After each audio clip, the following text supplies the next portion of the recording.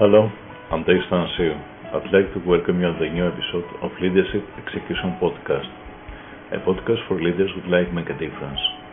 My goal is to inspire you to take the initiative, to change what no longer works, and to provide you with the necessary strategies, approaches, and tools to achieve that. Without delay, let's start with today's topic.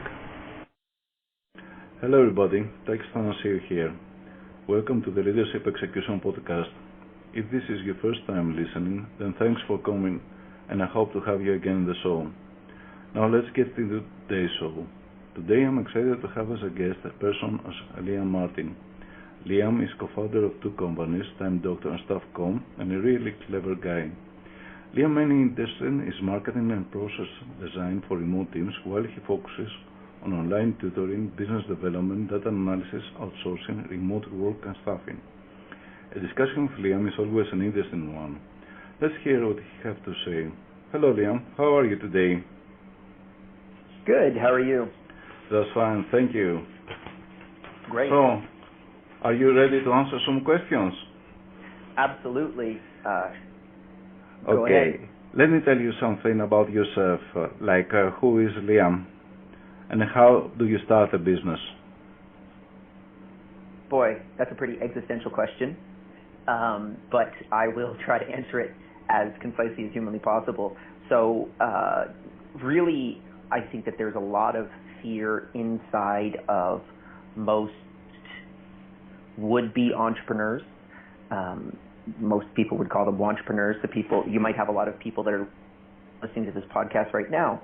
Yes. That are really interested in starting a business, but haven't quite taken the jump yet to say, okay, we're going to do this. What I would highly suggest that you do is just start. So I know back when I started my first business, it came from based off of our call that we had before. I don't think you were aware of this, but the very first business that I started was actually a sporting goods company. And the business, I think, is probably the one that was, officially registered. I had had a lot of little jobs and little hustles that I had before that point. But that business was to sell sporting goods material for primarily winter sports in Canada, which is where I'm from. And the way that I got started is I basically I grabbed my mother's sewing machine. I sewed together what's called a skate guard in Canada, which basically is a piece of fabric that covers the skate blade on a ice skate, and put together 5 or 6, took some photos of it, put it up on a website, learned how to build a website, and then tried to get traffic to that website. Excellent. And I would say probably that took me and this was before Shopify and before everything. It's so much easier now to do it, where you can just literally in 20 minutes be up and running.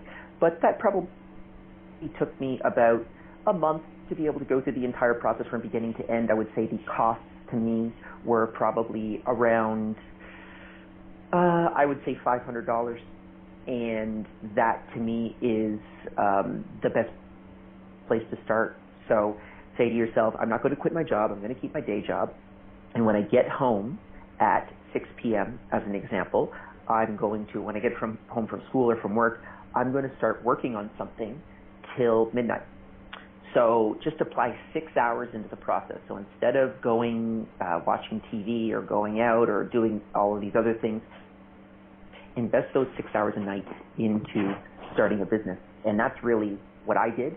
And that business ended up actually being relatively successful, and it led into other businesses and where I am right now. So the lessons that I had learned in that first initial business, it was not a million or a $10 million or a $100 million business, but I learned the things that I needed to learn that allowed me to be successful in the current business that I'm currently working on right now. So basically you invest $500 to learn whatever you need to learn in order to be successful in the future. Absolutely. So excellent example. excellent role model that, because I really believe that you need the time to learn things before everybody knows about it. And because most people, they don't understand how to shift from their regular job to a different kind of job and entrepreneurship mentality. And that's what I'd like to ask you, how to shift from a regular job mindset to a full-time entrepreneurship mentality.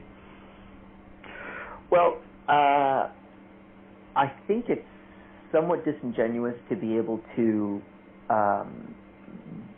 answer that question. I've never really had a real quote-unquote job, and I think that there are definitely different types of entrepreneurs.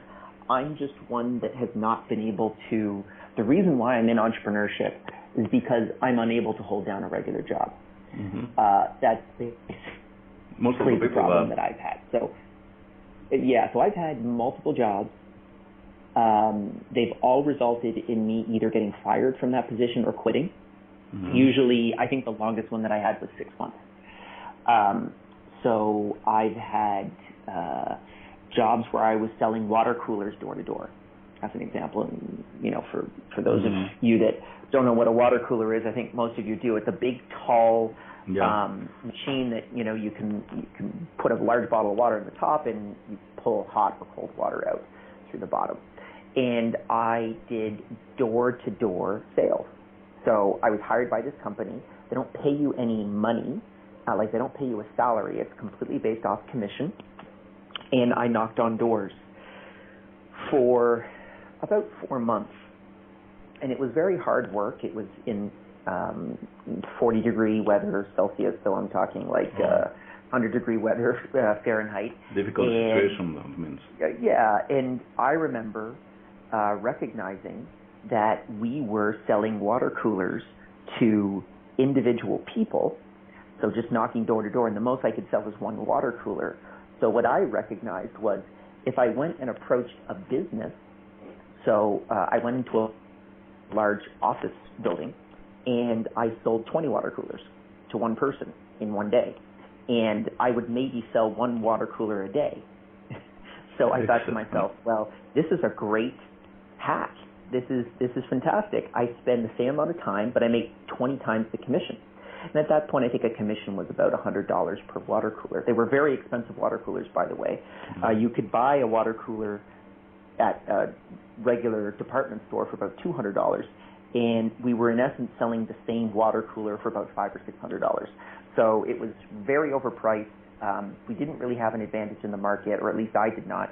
But the one thing that I recognized was being able to scale your work. So I started approaching businesses. And then after about 2 to 3 weeks, I was making, I think I made like $10,000 in 1 week at one point. It was pretty exciting for me to be able to make $10,000 in a week. But then the company that had hired me said, where are all of these leads coming from? Where are all these closes coming from? And so I explained the situation, and they told me that you're not allowed to do that. And I said, why? That seems like a really great idea. We should shift the model to selling to businesses. And they said, well, we're not contracted to do this. We'll let these go, but you're not allowed to do any more and all this kind of stuff. And then so what I just basically recognized was, okay, I will work 1 day a week, and I will sell 20 water coolers in that day, and then I won't do anything else for the rest of the week. So my numbers will look like everybody else's, but I'll work 1/7 of the time. That worked for about a month until they actually figured that out, and then basically I was pretty much fired from that position. But to me, it was just one of those things that an entrepreneur really kind of breaks things down that way. I have a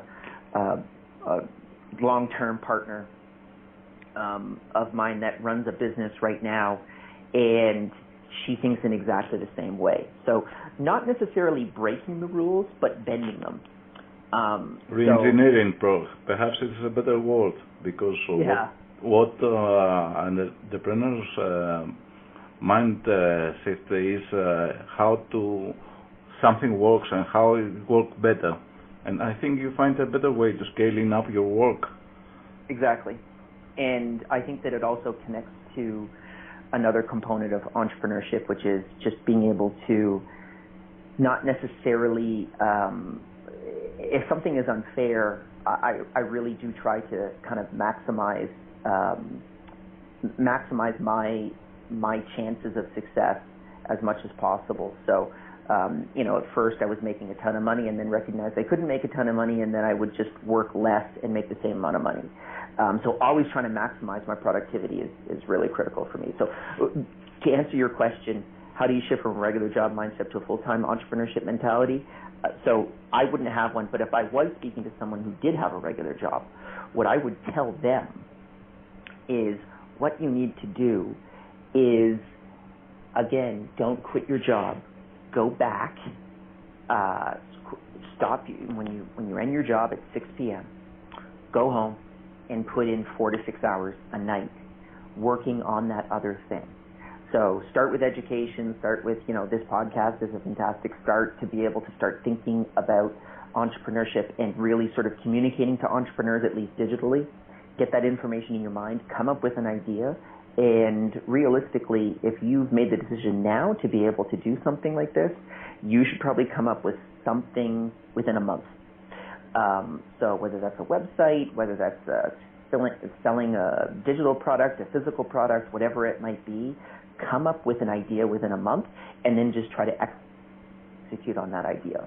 And really have a quantitative measurement in mind, thinking to yourself, am I going to make $1 in the next year? The second business that I started, the tutoring business, I did not make, so I was a personal tutor for about 6 months, and then I started hiring my first outside employee at the 6-month mark.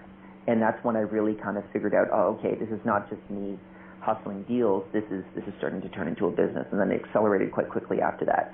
So I would realistically take about 6 months and also recognize what is the personal amount of money that you can survive off of. So let's say that you're making, let's say that if you're in the U.S., you have a $60,000, $80,000 job. If you can survive off of half of that, then once you're making that amount of money through your business, then you can quit your regular job and you can apply 8 hours or 10 hours into into your new business. So just think about it in those types of stages, because if you come in and just get right into full-time entrepreneurship and you have no experience, the chance of failure statistically is about 95%. And so it's much better for you to have a day job, spend your time working on 2 to 3 projects, let's say over the next year, and then you'll be able to fail realistically at 1 to 2 to 3 of those things, and then you'll be set because you'll have the experience. The other side connected to regular job is you might want to just join if you're interested in technology, joining a tech startup and being below employee 20 in a tech startup can really accelerate your general skill set in running a business, because in a tech startup below 20 employees, pretty much everybody does everything and everyone knows about everything else that's happening in the business. So that's another way to be able to learn that. But for people that don't have access to that, I would say taking the route of going home at 6 and working for 46 hours, you'll always learn something. If you don't make any money, at least you'll learn something in 6 months. So basically you answer me on my third question, which is what is your daily habit? Because it is important for not only to have a different mindset, but you have a disciplined habits about what you do and how you focus on the things you want to succeed. Sure. So I have really been focused on overall productivity. So both of our companies, Time Doctor and Staff.com, are primarily productivity products to allow you to make not only yourself but your team more productive. So I take that very seriously. And one of the things that, like as an example right now, as I'm doing this podcast, I can tell you I have a black Calvin Klein T-shirts that costs about $5, and I buy them in bulk. I have American Apparel jeans. I have about 20 of those in my closet. I've got about 30 or 40 of these T-shirts, and I can't even remember what the brand of socks I've got, but I have about 60 pairs of those. So once I get up in the morning, that's one of the things that I do every single day is I have a work uniform and kind of almost like a life uniform to a certain degree. I really would suggest for anybody that can do this, it simplifies your life in such a fantastic way to wear the same thing every single day. I've been doing this for at least the last 4 to 5 years, and I'm never going back. Now, that's not to say that I don't have a suit or a couple suits in the closet, and I don't have clothes that are fun. But primarily, I just have an outfit that makes me. I actually chose something specifically that would allow me to throw on a blazer and be able to walk into a business meeting, but then I could also be in a bar and seem just as comfortable. So the black T-shirt, the jeans, the dark wash jeans allow me to be able to dress it up. Like if I want to put on some formal shoes, I can switch back between those two. So basically you telling me that you eliminated the decisions you have to take and you focus only the important things, and this is a major trend for productivity, I believe. Absolutely. Because yes. I do follow similar trends as well. And I believe that a lot of people, they mixed up about all the choices things, and they believe that they can do everything, multitasking and all these kind of things around, but at the end of the day they don't have results, and the productivity go poof out of the window. Well, so I've been, the other thing that I'm measuring right now is I'm currently on the task of podcasts. Mm-hmm. So I'm measuring the task podcast. It's been running for 19 minutes and 13 seconds. And I can compare this podcast to every other podcast that I've done, and I've probably done over 100 at this point. And I'll be able to figure out what's the average amount of time that I can apply towards executing on a podcast. How much time is that versus the returns versus something, some other type of speaking engagement like a conference, as an example. So I measure all of these variables, and we actually measure them across the company to be able to make sure that everyone is applying their time in the most productive places, wherever they can. So that's another part of my life, is just making sure that all of my tasks are measured, my work tasks, and then even stuff down to, so before I jumped on this call with you this morning, I had an intake call with my assistant. My assistant told me all of the different things that I was currently working on today, including this podcast, when I needed to be showing up for all of them, what needed to be changed, all those types of things, and she has access to my email. So she's able to make sure that she stays ahead of all of those problems even before I see them, which is great. And then even down to food delivery, which is a little intense, but for people that are actually interested in something like this, it's not that expensive. You can have all of your meals delivered to you. So I have all of my lunches delivered to me, whether I'm at the office or at home, and it works out to approximately about $5 per meal. The company that I work with at the office is just a local restaurant around the corner, and they know my dietary requirements, and at around 12:30 I have lunch delivered. And it's very easy for me to not even think of what I'm going to eat. It just shows up, and that's what I'm going to eat. It's always good, but they know my dietary restrictions as well, so it's very easy for me to be able to sit down, spend a half hour, eat there, and the decision, think of your own work day, and I hope that a lot of you will think the next day that you go to work or to school, when making the decision of what you're going to eat actually sucks up mental time. Yeah. So just remove that. And that's a little extreme, but just, if you can try it for a week, and the way that I negotiated with this restaurant is I basically walked in. I had been eating there quite a lot, And I said, well, could I get a discount on food if you just basically, if I pay you $1,000 up front, and then we just, you basically pull $5 off of each lunch. And they were very happy to do that. So you can negotiate these types of things with local restaurants. They're very happy to get long-term customers that they never have to think about ever again. So you could try that even for a week to see how it goes. And I got to tell you, it's probably those few things: making my own clothes, having a workout outfit, having an assistant that's able to manage everything that I'm doing and how to maximize my time, having the tracking technology in place to be able to really monitor what the returns on investments are for all activities inside of my workday, and then also having lunch delivered is huge for my productivity. I probably earned back an extra 3 hours a day, realistically, when I look at the gains that I've been able to work on. So those are basically my habits. I do a regular 9 to 5, but I think the overall productivity inside of that 9 to 5 is much higher than the average worker. So you save it more or less more than 18 hours a week for something that really it's interesting to you. Exactly. So many people would like to know how you start developing your companies. I mean, you're obviously a person that is focused on productivity, personal and work productivity. I mean, how you focus on these particular companies? Both are essentially productivity companies. Sure. So, me and Rob's the co-founder and CEO of the company, and I am the CMO of the company. We've been working on this company for, actually, it was 5 years a few days ago. I think that we started basically mid-March. So that's been.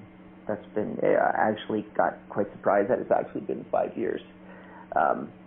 It feels actually a lot faster, but it's been 5 years. And what we really do is, we both came to building these companies from different places. Mm-hmm. Rob was really focused on productivity, but I know for me personally, it solved a direct problem that I had inside of my tutoring company. So we had, when I started working with Rob, I had over 100 tutor contractors throughout Eastern Europe and North America, and they were all graduate students. And the way that the business worked, and this still works now if you want to be able to run a business like this, they're relatively easy to start up, is we did tutoring for university students. Specifically, we tutored university students that wanted to go through their pre-med. Mm-hmm. So pre-med students, they must get a 4.0 GPA, or they cannot get their choice of schools.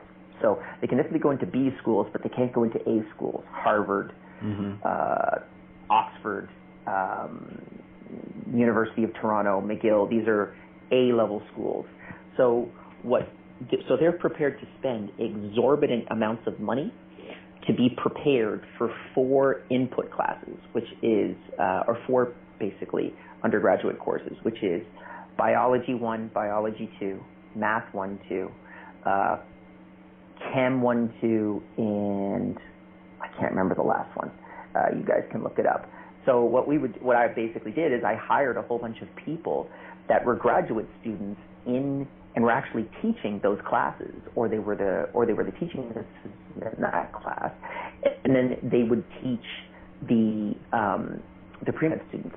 So we had about over 100 contract tutors, and the problem that I had inside of that business is that I would have a student, and we're talking about very expensive tutors. We're talking about $100 an hour type of tutors. So the student would come to me and say, "Hey, you billed me for 10 hours this month, and I only worked for 5 hours with the student or with the tutor." So then I would have to go to the tutor and I would say, "Did you work 10 hours with the student?" And the tutor would say, "Absolutely."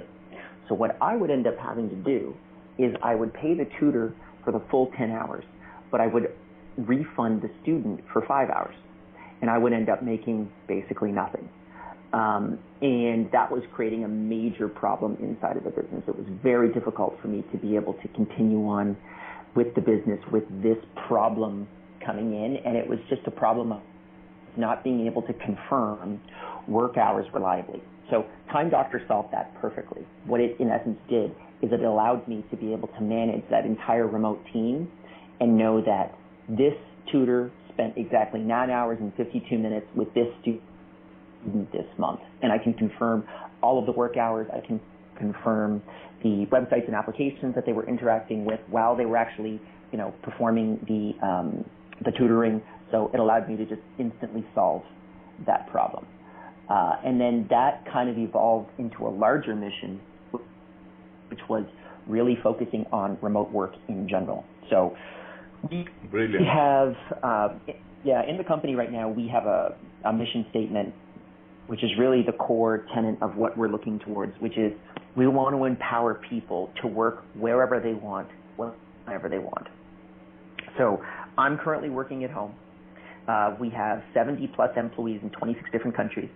We have workers that work in Ubud in Bali. We have workers that work in Phuket, Thailand. We have workers that work in Boracay in the Philippines.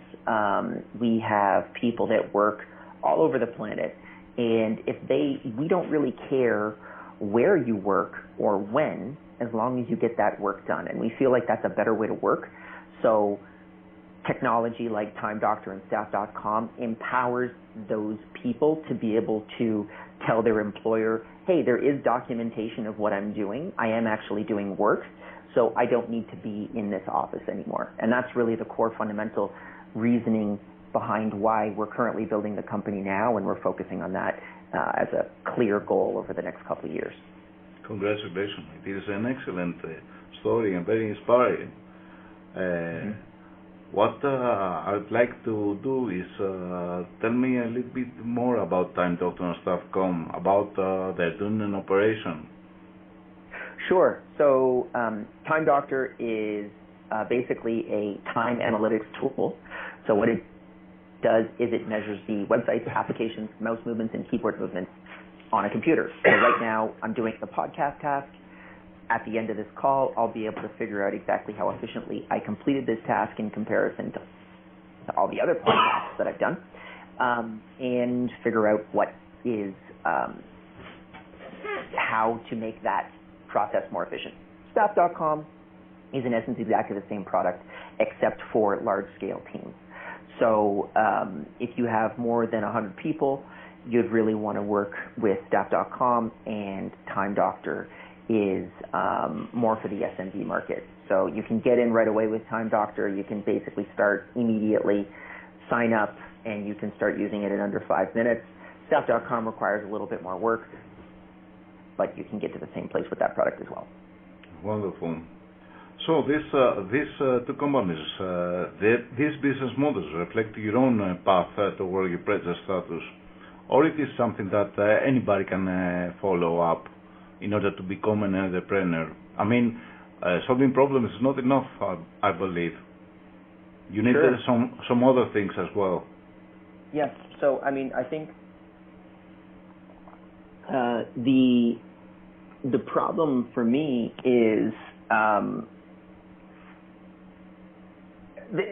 there's a lot to say about business models in general. I know that I've gone through a lot. I would say I don't want to pigeonhole people into different business models right now, because I feel like there are a lot to work on. But I would say, to me right now, SaaS is one of the easiest business models I've ever encountered. And the reason being, and there are plenty of other business models that work beautifully, but so the reason why SaaS is so easy for me, and what that means is software as a service. So generally a SaaS product is a piece of software that you can buy, and you get like usually it comes with a 14 15-day trial or a 30-day trial. You can try the software, see if it's for you, and then instead of purchasing it all up front, like you buy Windows, which costs $200 to $300, I believe. I actually haven't bought Windows in quite a long time.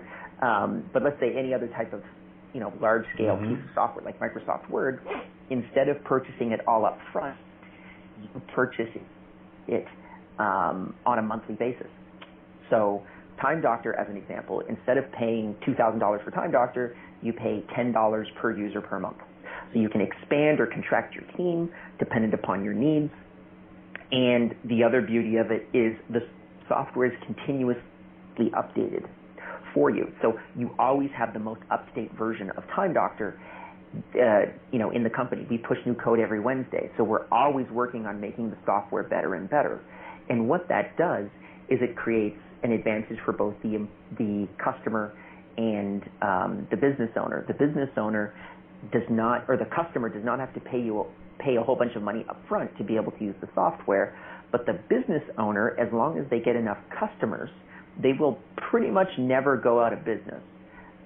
So I would say, if you're doing over, let's say, $50,000 a month, as an example, in your business, in a SaaS business, and your churn is below 5% per month, you will pretty much never go out of business as long as you continue to acquire new customers, which ideally you should if you're at if you have $50,000 worth of customers that are coming in every month. So that's the biggest model that I've seen for success, because it allows you to really think tactically about your next move, and there's no contract desperation. So before, I used to do some consulting, and you'd get a $200,000 consulting contract, and you'd be able to execute on that contract, and then it would be done and within 2 months, but then you'd have to find another contract. With SaaS, it really is just something that continuously comes in every single month, and I can pretty much set my watch to what our revenue is going to be next month, next quarter, next year. So inside of that model, for me right now, what we're currently working on is trying to go upmarket, and upmarket means trying to raise our ARPA, which is annual revenue per account. So we're trying to target larger customers, customers like Staff.com customers, as an example. Someone who has 1,000, 10,000, 20,000 employees is a contract that we're trying to go after at this point. The same fundamentals apply. In reality, actually, the customers churn less, and churning means basically the amount of customers that quit every single month or year. And so that's what we're really focusing on now, is trying to build that upmarket market, and that's what we're really trying to focus on over the next couple quarters, is making sure that that's successful. Because right now in the SMB market, we currently have a large chunk of that market, and we don't necessarily see it 100xing in the near future, but then you always have to sort of see, okay, what's the next product that you could build, or what's the next iteration of your product that you could build that could possibly hit $100 million, $200 million a year as a business. I hope the best results on the end of these quarters. Right. It is an excellent model. I mean, you combine the best of technology models, economic models of technology, and the recurring model for profit growth. And it is a very nice, tightly up business modeling facility. Yeah, one other thing that I forgot to mention as well is that this literally would not have been possible without something like Amazon S3 or Microsoft Azure. So those are large-scale cloud servers, and instead of purchasing, basically they're selling servers in the same way that I'm selling software. Yes, so exactly. You can't, if you wanted to purchase the capacity of Amazon as a complete set of servers, it would cost you probably billions of dollars. But what you can do is rent that capacity at a little bit more expensive than purchasing your own servers, but the cost means you can get in and start a cloud deployment for I would say probably you could set up a reliable instance for about $50 to $100 a month that could give you, that could give you more capacity than a server that is going to cost you $10,000. You'll get you'll get a better user experience for your customers. So that was one of those things that when I first started, that wasn't actually possible. I have other friends of mine that have been in, been in the technology business for realistically the 10+ year mark, and that really wasn't possible in the very beginning. So it's one of those things that it's only happened just recently that this process has been so easy for us to be able to scale the SaaS model in general. And I think there really is a bit of a gold rush right now when you look at the pieces that are in place right now to be able to execute on a SaaS model. Yes, you have quite right, because I know a lot of small business owners utilize Amazon facilities in order to have reliable transfer and mail services around. So even in the small scale, this kind of model, it is excellent for day-to-day business, even if you don't have too many scale expectations at the road. Because I Absolutely. think it is deliver good quality products all over the world now. Yep. So, no, absolutely. If you could only give one piece of advice to a new business person, as a successful business person, what would it be, Liam? Well, I probably would also, I would give them the same piece of advice that I had mentioned before, which is don't quit your day job. The chance of success in entrepreneurship is approximately 5% over a 5-year period. Now, and maybe I'm going to change your question a little bit. If you're committed to do it, meaning, so this is a piece of advice to a new entrepreneur. That's for somebody. My question was kind of focused on someone who's just about to go into entrepreneurship. But if you're already in and you've committed and you're doing this, I would give them a different piece of advice, which is find a mentor that is not 10 years ahead of you, but is about 2 to 3 years ahead of you. I have mentors that are 10 years ahead. I have mentors that are 20 years ahead, actually. But I find the most value is from talking to mentors that are 2 to 3 years ahead. And the reason why is because someone who's 10 years ahead does not understand your problems anywhere near as well as somebody who had that problem 4 quarters ago. So you need to talk to people that are, let's say you're doing $1 million in your business. Mm-hmm. You need to talk to the person that's doing $2 to $3 million in their business. And you need to talk to that person in same business, same sort of, so as an example for me, I'd be looking for somebody who is in product-based SaaS in the SMB market that's about 2 to 3 years ahead.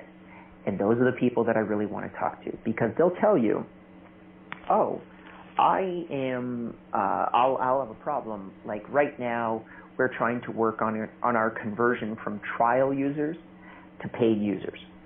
So when someone signs up for a trial of Time Doctor, they have 30 days to decide whether or not they want to use it. And then we send them messaging and we call them and we basically try to make sure that they're successful.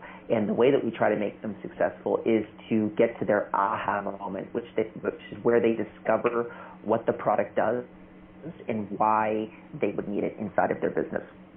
That is a very critical process for us, because up until this point, we've been able to push a lot of leads into the funnel, but we're not quite happy with the conversion rate from trial to paid customer. I know of 2 to 3 people that I currently work with right now that are friends of mine that are 2 to 3 years ahead and might have a much higher conversion rate from trial to paid in SaaS. I try to meet with them once a month, and I try to have, like, I take them out to dinner and show them the new problems that I have. they can tell me, oh, you know what, I tried this and this really worked, or I tried that and that really worked. Or they'll be able to look at the business and say, this was, you're really making a big mistake here, because I know from a year ago we tried this and it failed. So trying to collect that information from people that are 2 to 3 years ahead of you is probably the most important piece, and I think it can actually be counterintuitive if you're talking to people that are 10 years ahead.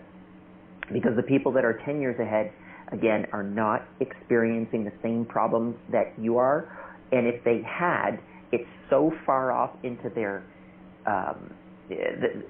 history that they've forgotten about it, and they don't really know how to execute on that problem. They don't know the details of that problem as well as someone who has addressed it only a year or two ago. Okay, thank you, Liam, for your time. I'd like to thank you for all this valuable information, because it is a really mind-breaking things what you have said, even though because we usually forget that the most important things is the on-the-ground things. Yes, absolutely. Yeah, thank you very much for having me on as well. Thank you very much. We talk soon, Liam. Thank you. Thank you all for listening today. I'd love to see you at the next episode of Leadership Initiative Podcast. If you have a question or a comment, please send me a message at my site, takisathanassiou.com. Until next time, take the initiative to become the person you want to be. Start now and make a difference. Thank you all for listening.